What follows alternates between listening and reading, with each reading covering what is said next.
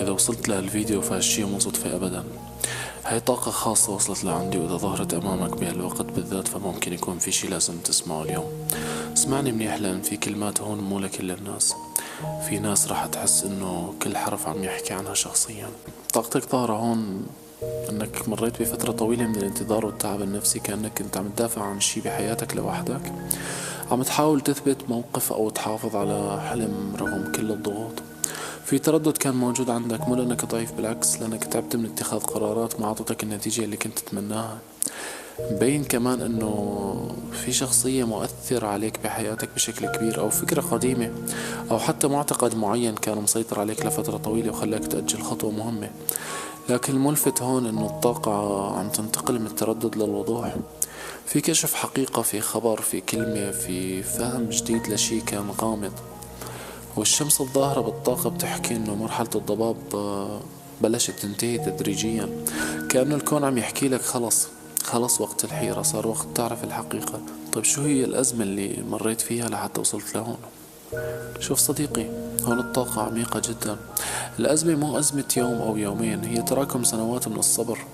كأنك كنت عم تحاول توازن بين عقلك وقلبك، بين الواجب والرغبة وبين الصمت والكلام. في عندك جرح عاطفي أو خيبة كبيرة خلتك تحس إنه النهاية وصلت بمرحلة من المراحل. في ناس حواليك كانت تشوف ابتسامتك بس ما كانت تعرف قديش كنت عم تحارب من جواتك. مبين كمان انه في ارتباط او علاقة او شخص ترك اثر كبير بحياتك. لكن الغريب انه نفس الطاقة بتدل انه الازمة كانت درس لإلك، والدرس مو لحتى يكسرك، بالعكس الدرس كان لحتى يغيرك. طيب صديقي، شو هي الكارما اللي راح يعيشها الشخص اللي ظلمك، الشخص اللي شوه سمعتك، والشخص اللي اذاك؟ شوف صديقي، الطاقة هون بتحكي عن شخص حاول يستفيد على حساب غيره، شخص ظن انه ذكاؤه او التلاعب او المراوغة راح يخليه ينجو من نتائج افعاله. لكن الظاهر انه عجلة الاحداث عم تدور.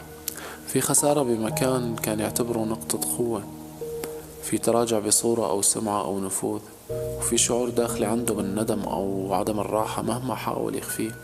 الطاقة ما بتحكي عن انتقام ابدا، بتحكي عن توازن، عن شخص راح يشوف نتيجة افعاله بنفسه. طيب شو هي البشارة صديقي اللي جايتك؟ عوض. شوف، هون في أجمل طاقة بالقراءة كلياتها، في رزق، في انفراج، وفي شعور إنه التعب ما راح هدر. ممكن يكون العوض مالي، وممكن يكون شخص، وممكن حتى يكون فرصة، وممكن باب جديد ما كنت متوقعه. المهم إنه الطاقة بتحكي كل شي انسرق من راحة قلبك راح يتعوض بطريقة أو بأخرى.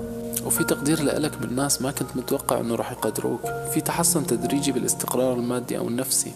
طيب شو هي رسالة الملائكة لإلك صديقي؟ الرسالة واضحة جدا.